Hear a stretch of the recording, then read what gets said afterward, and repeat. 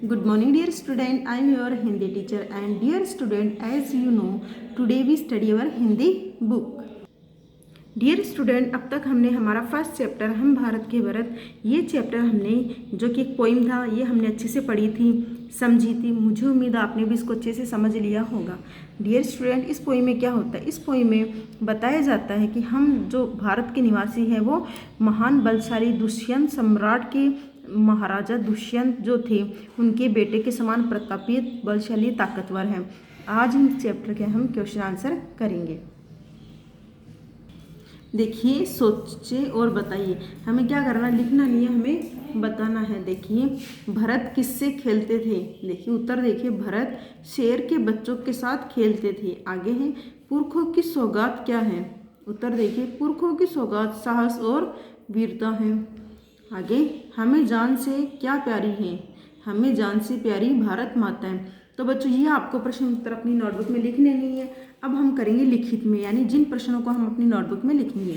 सही उत्तर के शब्द का क्रमाक्षर छांटकर कोष्टक में लिखें।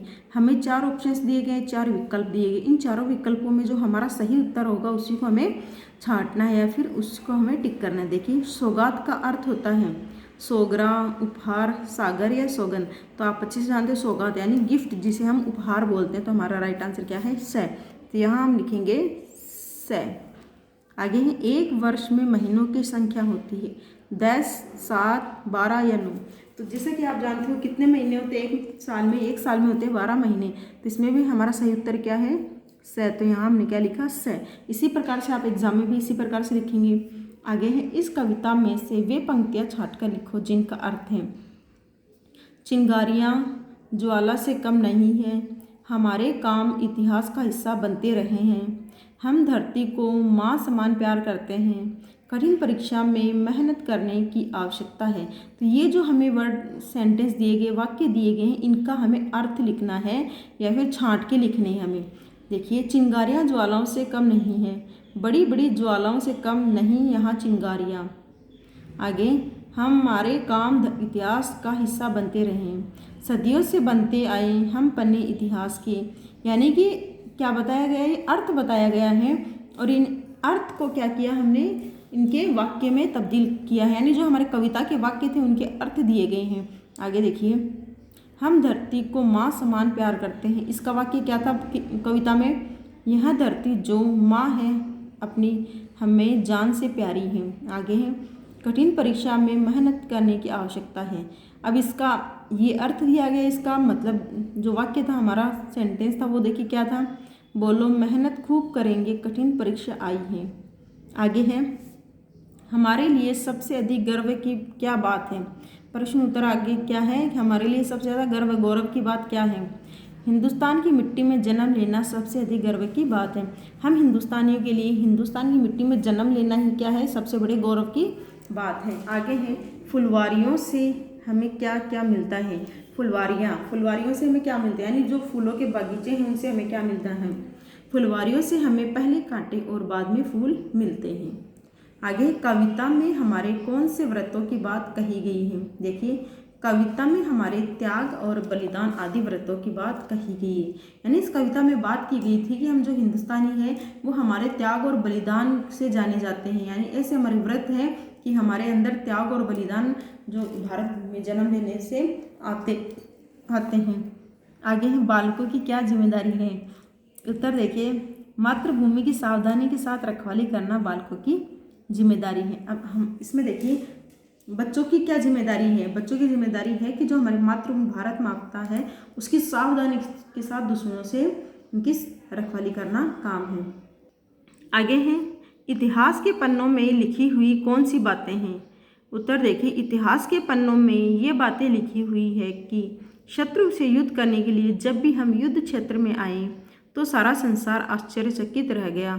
हमारी वीरता और साहस के उदाहरण इतिहास के पन्नों पर लिखे हैं।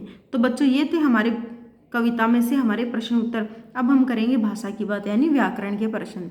बोल बोलकर अंतर कराए, हंस हंस, चांद चंदा, अंगना आंगन, पूछ पूछ, रंग रंगा। अब देखिए इसमें क्या हुआ? हंस हंस, यहाँ हंस, इस हंस का क्या मतलब हुआ? देखिए, हंस हंस। अब दो शब्द हमें दिए गए हैं, इन शब्दों में हमें अंतर देखना है। ये हंस, इस हंस का क्या मतलब होता है? ये हंस है जो क्या होता है? एक पक्षी होता है। ये हंस क्या? हंसना। ये क्या है? चांद, यानी जो चंद्रमा होता है आकाश में वो। ये चंदा, चंदा एक किसी का नाम भी हो सकता है। और जब हम किसी को देने के लिए दान इकट्ठा करते हैं तो इकट्ठा करने की प्रोसेस होती है, उसको चंदा कहा जाता है। अंगना, अंगना का भी क्या अर्थ होता है? आंगन। और आंगन का भी क्या होता है? आंगन। यानी इन दोनों का मोस्ट ऑफ देम सेम ही हो सकता है। अंगना यानी अंग का हिस्सा या अंगना, और इसका आंगन यानी जो हमारा घर का बारामदा होता है वो।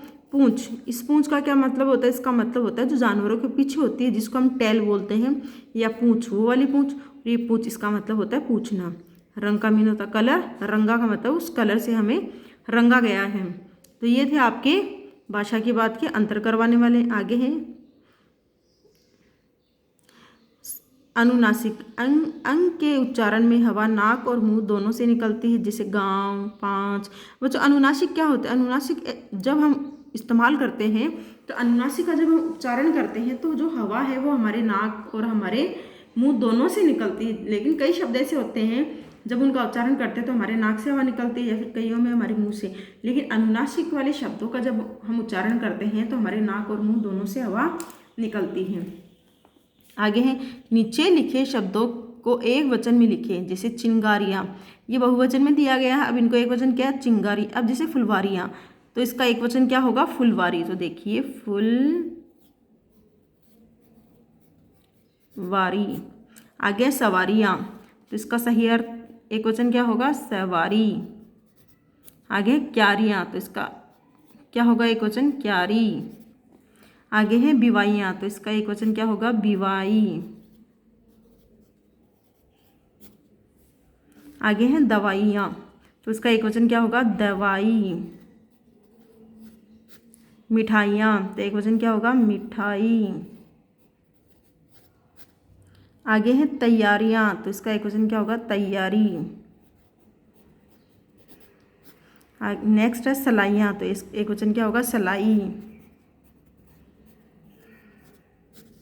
चटाइयाँ, एक वचन क्या होगा? चटाई।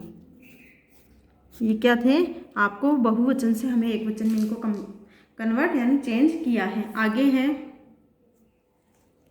नीचे दिए गए शब्दों में से पुल्लिंग व स्त्रीलिंग शब्द छांट कर लिखें। हमें पुल्लिंग और स्त्रीलिंग दोनों को छांट के लिखना है। तो देखिए मिट्टी, मिट्टी क्या होता है? मिट्टी एक स्त्रीलिंग है। उंगली, उंगली भी क्या है? स्त्रीलिंग। हीरा, हीरा क्या है? पुल्लिंग। बालक पुल्लिंग।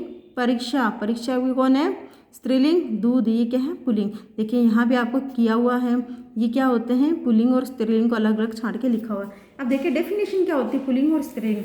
पुल्लिंग वे शब्द होते हैं जिनसे हमें किसका बोध होता है? पुरुष के होने का बोध होता है, और स्त्रीलिंग में हमें स्त्री के होने का बोध होता है। तो बच्चों यही आज आपका चैप्टर जो था वो हमने यहाँ कंप्लीट कर लिया है, और आज इसी के साथ हमारे क्वेश्चन आंसर भी कंप्लीट हो चुके हैं। आज आपको नोटबुक में क्या करना है? आपको आज आपको सही उत्तर के शब्द का क्रमाक्षर छांट कर कोष्टक में लिखो। इस कविता में से वे पंक्तियाँ छांट कर लिखो जिनका अर्थ है, या हमारे प्रश्न नंबर 3, 4, 5, 6, 7 ये प्रश्न उत्तर लिखने। और भाषा की बात में आपको क्या करना है? शब्दों को एक वचन में बदलो, ये एक वचन वाले शब्द आपको लिखने हैं, और उसके बाद में आपको स्त्रीलिंग और पुल्लिंग शब्द छांट कर लिखने हैं। यह वर्क आज आपको अपनी नोटबुक में एज ए होमवर्क करना है। अगर आपको कहीं कन्फ्यूजन है तो आप कमेंट करके पूछ सकते हो। डियर स्टूडेंट, आपको इस वीडियो को लाइक करना है, शेयर करना और कमेंट करना है। Have a nice day. Thank you so much.